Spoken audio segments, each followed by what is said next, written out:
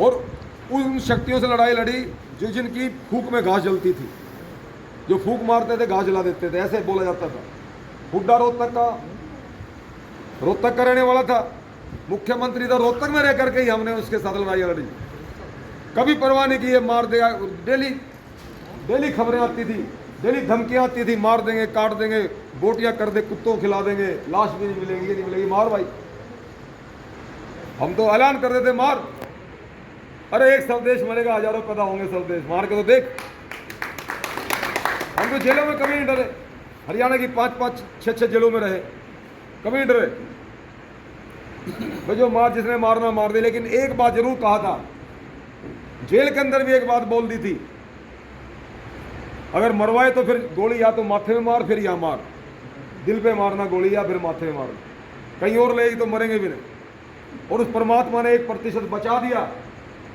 और सुन ले, बोल दिया था, अगर सुन ले हुड्डा, अगर उस परमात्मा ने 1% बचा दिया, तेरा दाव अगर कामयाब नहीं हुआ तो याद रखना, ये वो स्वदेश है जिसने धानक कौम में जन्म लिया है।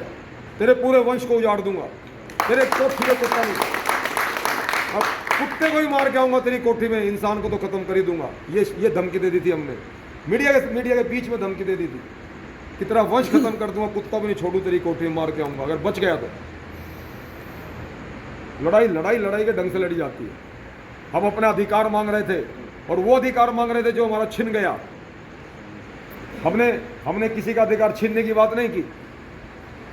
तो मैं ये बात इसलिए आपसे कर रहा हूं, अब हम दूसरे रूप में आ गए, एक सन्यासी के रूप में आ गए। लेकिन सन्यासी के रूप में भी हम क्रांतिकारी हैं। तो जब सब कुछ त्याग दिया, तो हमारे को कौन मार देगा?